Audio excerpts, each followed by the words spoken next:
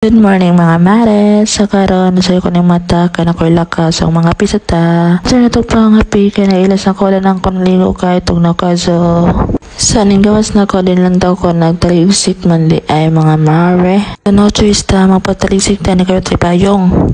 Pagawas na ko sa mong boarding house nakasakay dayon ko og tricycle na mato nga ko ani og terminal para sa kayo van. So nakasakay na ko van bedaw mga mare padong ko ani terminalan kay na ko adtoon importante. Dagway sa gikabuhi na kay nasa likod ng lingkod. So finally mga mare na nataan ito ibilara na to sa IC maglakara ta kayo tayo pumiliti char. So of course gigotor yung mare sa mukhaon sa kodrin dapita char. Grabe perti kainit sa syudad mga mare. So kanin tayo magikan ako ani sa ko ang gatuan na humanadjud thank you Lord and ato na po ko sa PSA ani para magkuha sa mo ang birth certificate para sa requirements char. Finally naabot na tadari sa PSA.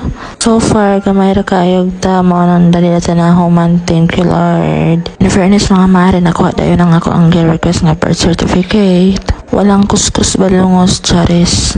So, padulong na tani mo uli. And thank you Lord. Okay na akong lakaw. Medyo haggard na yung mare. Kay kapoy pa na nga ng tayong mga charis. Nagunawa na po na sa ipadong uli sa kay van. Ha? Char man na nilang hagdanan. Ay, wala man sa mong bukit. Char. So, maglakara tani ipadong terminal kay doon raman ni Sisa. At bang raman ni Sisa sa ICM. Then, lakara ko ani ipadong terminal.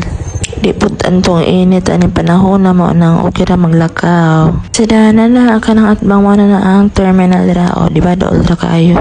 Labot ta sa terminal ni mga mare so kanin din terminal importante kayo kadagan na kayo mong sugat ni mo charis. Sumara to mga mare salamat sa paglanta. Bye bye.